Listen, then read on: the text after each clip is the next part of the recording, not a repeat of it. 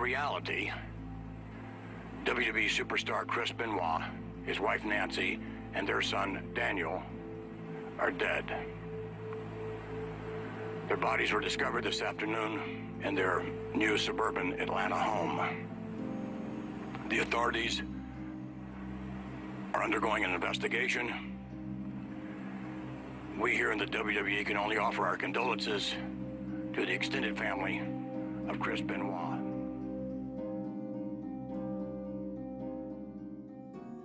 Well, it has been 10 years. It has been a full decade since arguably the worst tragedy in the history of the professional wrestling business taking place. Of course, I'm talking about the Chris Benoit murders and suicide involving himself, his wife Nancy, and his son Daniel. I decided to come up here and do a video on this for the 10th anniversary, I guess you could call it, of this horrific tragedy, and maybe just freestyle some comments. I don't know what I'm going to get into here in this commentary. I don't imagine it'll be very long, but I'll touch on all sorts of stuff from my memories of the day that all this took place, or the day that we found out, the media coverage of it, and all the steroid talk, where people stand on each side of the Chris Benoit argument as far as what his legacy is, and maybe even some thoughts on the Hall of Fame debate. And, of course, WWE's handling of this and the complete erasing of Chris Benoit and ultimately going to PG. That and probably a few other things will be discussed in this commentary. But like I said, this is going to be mostly just freestyle. This is a horrible day for somebody like me. I mean, for somebody like all of us. I mean, we're all wrestling fans here. But, you know, by this point in 2007, we had endured so many tragedies, so many deaths, needless deaths. You know, I thought Owen Hart was the worst thing we could ever see. And all the controversy surrounding that with his family and what had just gone on with Bret Hart a couple of years earlier. And, you know, how many things could have been done to avoid Owen dying.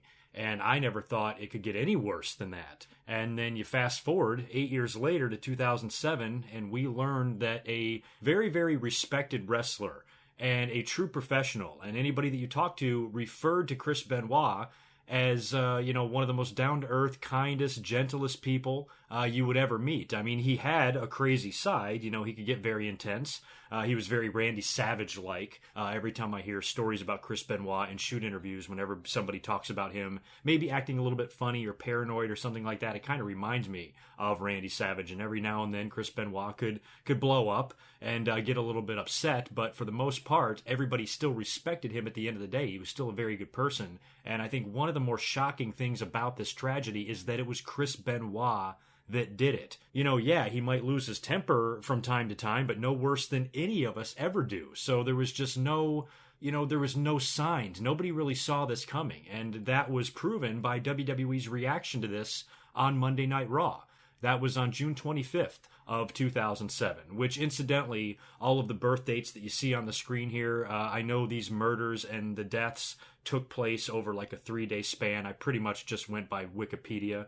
So these actual times of death, I don't know how accurate they are. But June 25th, 2007 was the day of the Monday Night Raw where everybody found out about this just a couple of hours before the show was going to go on the air. And without even thinking twice, Vince McMahon went right on TV. As you heard a quick little soundbite of that in the opening of this video. He went on TV and just informed the fans of what happened to Chris Benoit. He was supposed to be dead, Vince McMahon. His character died on television the week before when they exploded the limousine. So this Raw was like a 3-hour Raw. It was supposed to further the storyline in this Vince McMahon fake death. And then they have a real death, and a real gnarly death, and one with all sorts of crazy circumstances. And WWE never even once considered that it could have been Chris Benoit that perpetrated these murders. You know, it didn't even cross their mind. They went right on TV. Vince McMahon opened up Monday Night Raw in a completely empty arena. They canceled the show. His character that is supposed to be dead is right there on screen talking to everybody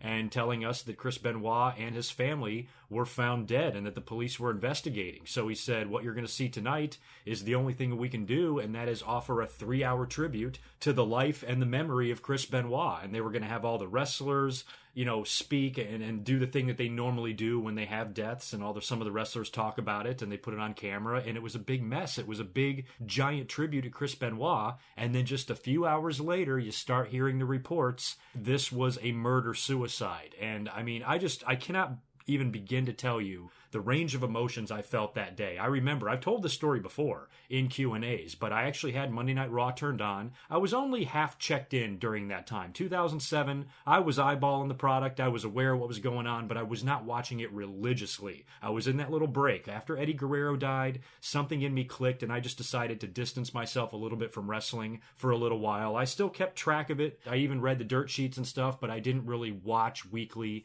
and I was just a little bit jaded. I mean, the Eddie Guerrero death put me over the edge. I'm like, God damn it, I'm so sick and tired of these wrestlers dying. It's one tragedy after another, and I think I just had reached my breaking point. Little did I know it was about to get a lot worse. So around this time, I did see the limousine explosion, and I was curious how they were going to further this angle and how the hell they were going to explain Vince McMahon dying, and when he inevitably comes back, what the storyline is. So I was ready to see Raw that night, and I was out of the room, and when Raw started, and I could hear Raw begin, and I heard Vince McMahon's voice. And I came around the corner immediately being like, why am I hearing Vince's voice? And I see him in an empty arena, and as soon as I walk in the room, he says Chris Benoit and his family are dead. And my jaw dropped. I couldn't believe it. I'm like, are you kidding me?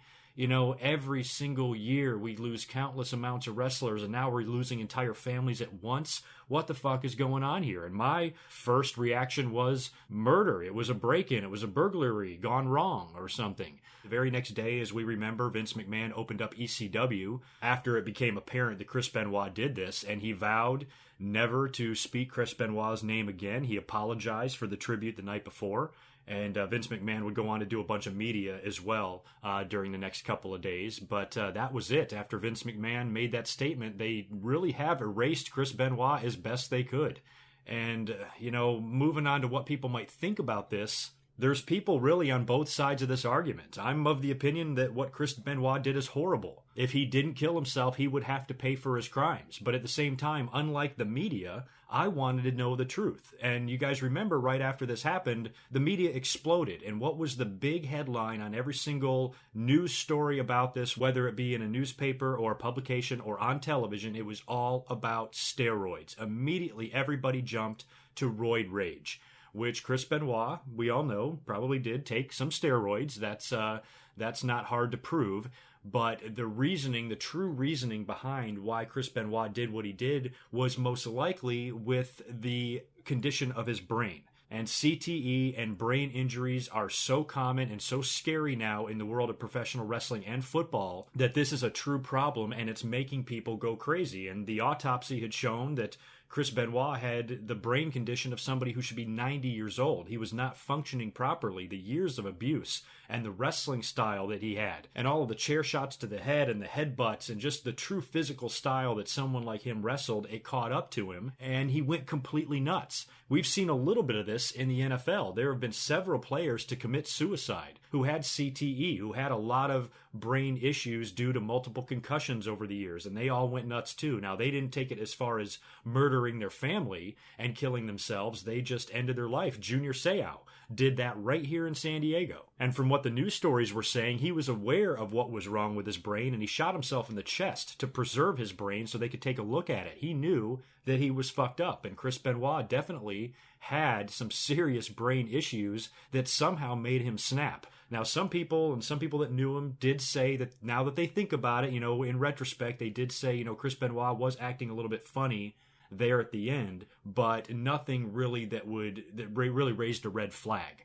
And for someone like him to do that, like I said, was the most shocking thing, because he's the last guy that you would expect to do something like that. There's been some crazy people in the professional wrestling business. There have been other murderers in the professional wrestling business. If this was the 80s and Ken Patera or Billy Jack Haynes or some other fucking nut would have done this, it would have almost been like less shocking. Still would have been every bit as horrible, just maybe less shocking. Well, yeah, they're fucking nuts anyway. But Chris Benoit was just such a professional, and he was arguably the best wrestler in the world. I mean, as far as what he could do in there, he wasn't John Cena, he wasn't Hulk Hogan, he wasn't the most popular, he wasn't the biggest money-drawing guy, but pound for pound, what he could do in the ring, there was nobody better. I think he was even better than Dynamite Kid. He wanted to emulate Dynamite Kid, and Dynamite was a fantastic wrestler, especially when he was really young. But Chris Benoit's body of work, I think he outshined his idol, and he had a better career than Dynamite Kid. He was a multi-time world champion. He wrestled all over the world and made it to the top of every promotion he worked in. ECW, WCW, WWE, had success in Japan, had success in Mexico. The guy was extremely well-traveled, and of course he trained with the Hearts and got his start in Calgary, and if you get your start there, you're going to know what the fuck you're doing. So Chris Benoit, just given who he was, all of his devotion to wrestling and his craft, for him to have such a sad, terrible end like this that completely tarnishes his legacy. We can never appreciate Chris Benoit. A lot of people are emphatic that Chris Benoit belongs in the Hall of Fame, and I find that laughable.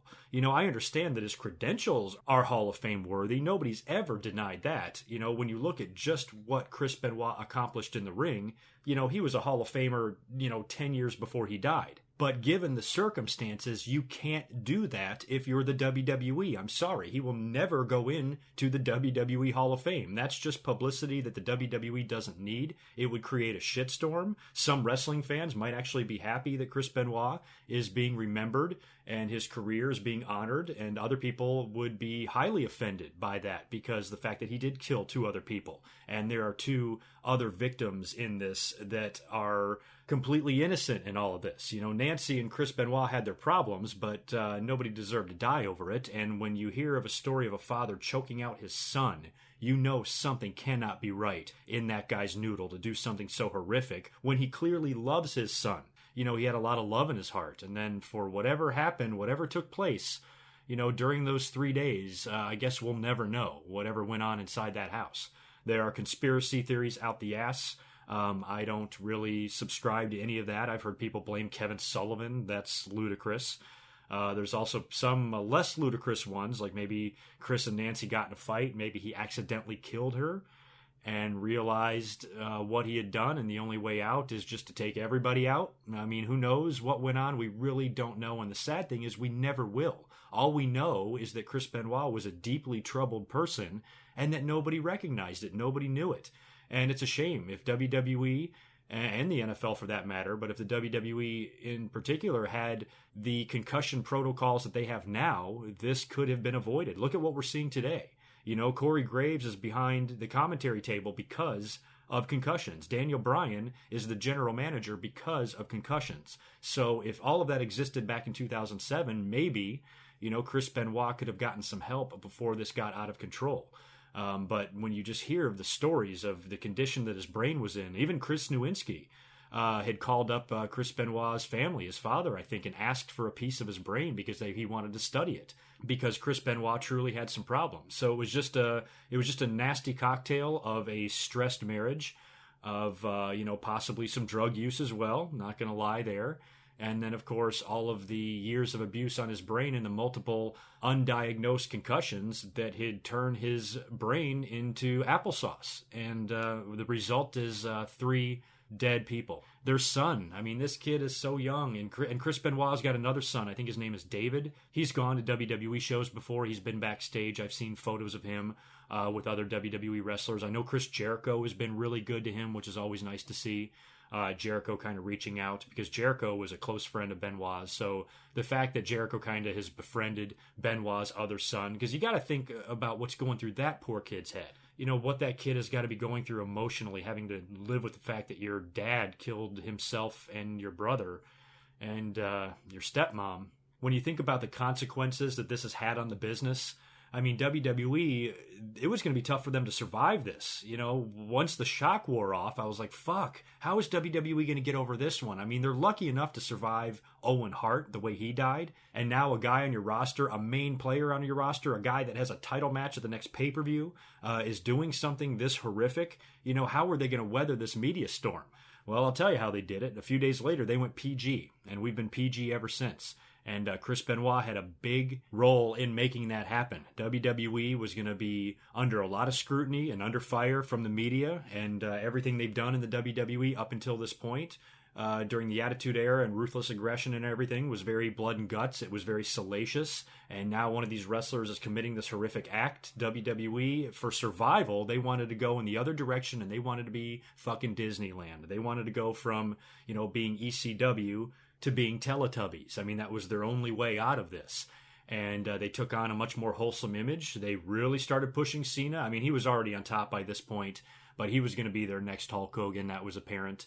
And they toned down everything. And then they brought in the doctors, and they got the concussion protocol, and they started taking head injuries very seriously. They banned chair shots to the head. You know, all of this stuff was done largely in part to the Chris Benoit tragedy. So WWE, if they want their brand to survive and they truly want to be a global player, they have to make some major changes, and they did. Since then, they have been squeaky fucking clean. They've had a scandal here or there, but for the most part, they're all about publicity. They're all about charity now and social media, and they donate so much money to so many different causes, and they're just a big part of like pop culture now. They have their fingerprints on everything, and it's worked for them, you know, because think about what happened with this Chris Benoit thing. This could have killed any other company, but instead WrestleMania gets bigger and bigger every year. More celebrities come in and want a piece of WWE. Even the goddamn president of the fucking United States is a WWE Hall of Famer. I mean, WWE literally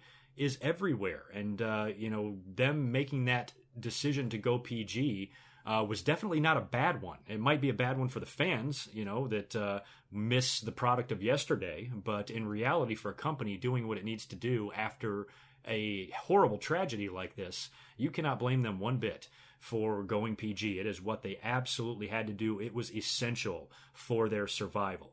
You know, Chris Benoit doing what he did truly changed the wrestling business, clearly. I mean, a lot changed after that day. And we're still not over it. WWE, you know, we've seen has really erased Chris Benoit. And it's a shame. Other than getting a glimpse of him here or there on the WWE network, they've taken him out of history. And it's too bad. And I feel for all of his peers as well. I mentioned Chris Jericho a little while ago. One of the nicest breaths of fresh air that I saw during all this media coverage and this media shitstorm that the WWE was in right after this tragedy took place is that all of the wrestlers were coming out of the woodwork and doing interviews. And a lot of them were looking foolish. And it was just an opportunity for them to get on TV. That's all it was. And some of them had no business at all speaking about the issue. Some of these guys maybe only briefly crossed paths with Benoit in a locker room over the years in the territories in WWE, and some of them never worked with him at all. And they're all over the media giving their opinion and putting in their 2 cents, and a lot of it was just really cringy because it was just all about steroids, and you had the sleazy news channels like that disgusting warthog Nancy Grace, who I think is just a horrible, vile human being. And they were going on her show. And then finally we see something like Larry King, where they bring on Chris Jericho and even John Cena. But Chris Jericho specifically, he was making the rounds as well. And Jericho was a guy that I thought was going to represent the WWE well and be able to talk about this issue with some actual knowledge, because he's very close with Chris Benoit and he's not out there to push an agenda. He's already a star. He's not trying to get himself on TV. And instead of immediately going right to steroids, he goes, what most people don't understand is that I knew Chris. A lot of people knew Chris, and nobody out there for once suspected that he could do this. And that's what I said earlier on. WWE, without even thinking twice, did a 3-hour tribute to the guy because it just didn't even, cross their brains that he could actually do something this bad. And that's what Chris Jericho was trying to tell everybody, because the media that's covering it, they don't know Chris Benoit. All they do is see pictures. All they see is this jacked up dude missing a tooth. Yeah, he kind of looks crazy, but he's not. He's actually a very well-liked professional who has a bunch of friends and is respected by all of his peers all over the fucking world. And Jericho was one of the few people that was really going out there and saying that. Jericho, I thought, offered very insightful opinions, and he came across very mature and professional and as somebody that knew what the hell they were talking about. So when you look at this whole situation and, what Chris Benoit's legacy is, he doesn't have one. Unfortunately, his crimes have erased any wrestling legacy he's going to have, because there's bigger issues at play here. And those issues are he killed 2 people. He killed 2 innocent people. He killed a woman and a child. And that's inexcusable and that's unforgivable. And it's tough because I'm a wrestling fan. I don't have an unbiased opinion on this because I've watched Chris Benoit throughout his whole career. I've met him before. I mean, it's just crazy to think that he did this. we all had a lot of admiration for Chris Benoit's career, and I think that's what makes it so hard for a lot of fans to accept. A lot of those fans that still think he should be in the WWE Hall of Fame is because they appreciate and loved his career so much. Well, like I said, that just can't happen. You have to kind of get that out of your head. Nobody's questioning his credentials. It's the circumstances surrounding his death and what he did is the issue here. And it's just hard for wrestling fans. It's hard for all of us. Half of me hates Chris Benoit for what he did, and the other half is somewhat sympathetic to him because he literally went insane. I mean, he just went crazy. His head and his brain was so messed up that I truly believe that he did not know what he was doing. There is no way that a Chris Benoit of sound mind and body would perpetrate this crime. So he had to go completely nuts. So as angry as I am at him on one hand, on the other hand, I feel horrible because think about what was going through his head, and the fact that he's killing people and he doesn't even know why, and he can't control himself, and that's most likely what happened. I don't even like that I've been talking about this for this long because this is such a morbid subject, but it's significant and it was a big deal, and it's easily the worst tragedy that we've ever seen, which is really saying something because those of us who know our lovely form of entertainment that we love so much, if there's one thing that wrestling fans know, it's tragedy, and we've suffered a ton of them. Way too many for any normal person to have to endure.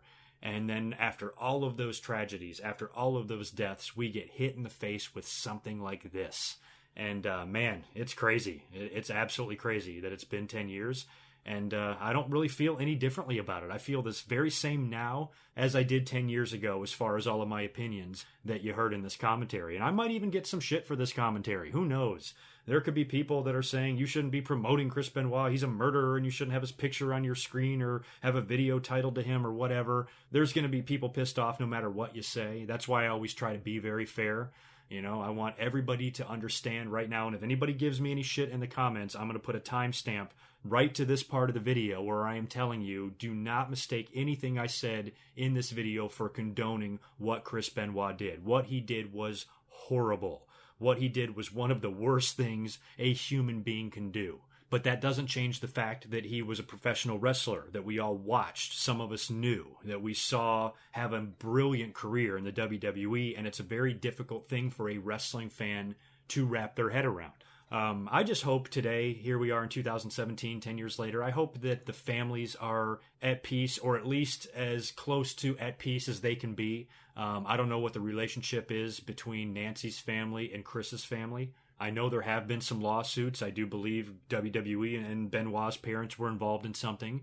You just got to feel for them as well to have to live the rest of their lives knowing their son did that, and also wishing that something could have been done to prevent it. That's got to be really tough for a parent to live with and endure, just constantly questioning yourself, constantly looking back, what could you have done to help him or to possibly avoid this tragedy taking place. So, it's got to be very tough to deal with something like that. I'm sure they've endured a lot of sleepless nights over the years, just dealing with this whole thing and grieving, because on one hand you have to grieve for Chris, and on the other hand you have to hate Chris. It's like, what the hell are you supposed to feel here? And it's not fair. What he did wasn't fair to anybody. It wasn't fair to his family, wasn't fair to Nancy's family, sure as hell wasn't fair to his son, and it wasn't fair to the wrestling fans that loved him and his peers that worked with him. It just wasn't fair to anybody. So anyway, I'm going to wrap it up. That's my freestyle comments on the 10-year anniversary of Chris Benoit, Nancy, and Daniel's death. I could go on and on. I could just talk loosely like this forever. I didn't even really have any sort of a script. I was just going to ramble for a while, and hopefully my memories and opinions on this came out in a way that all of you will enjoy, even though I hate to use that word enjoy in a video like this. But please leave me all of your comments below. Give me any memories you have of this whole situation, opinions you have. If you want to yell at me for making a video about it, go the fuck ahead and do that too. I really don't care. I really don't like doing these somber videos. They don't come along very often. I recently did one on Owen Hart that was a re-upload, but even with Owen, we have to talk about the sad part of it, but we can also look back and reflect fondly on Owen's career and tell some stories and smile and laugh. We can't smile and laugh at everything Chris Benoit did because, Chris Benoit, killing his wife and son trumps everything. And there's nothing positive that we can take from this situation. So this is a little bit different type of a wrestling death tribute to do, because it's just so goddamn depressing, and it still is to this day. So my heart goes out to Chris Benoit's surviving son and Chris Benoit's parents and his siblings and his entire family. Same goes with Nancy. I'm sure her family is, their hearts were torn out when this happened. Not only did they lose their daughter, they lost their grandson. So, you just have to feel for them. So I just feel for anybody that's involved or anybody that's close to the situation. Any family member of Nancy or Chris or any friend of Nancy or Chris, I feel for them the most because, they're the ones that are suffering, and they have to suffer for the rest of their lives because of this. So anyway, I'm done. I'm out of here. You guys take care. I'll have a Q&A up to you, hopefully in a few days. You'll probably get a Raw and SmackDown review up first, but Q&A will be up here soon, I promise you that. And I will talk to you guys real soon. Take care of yourselves. Until next time, peace.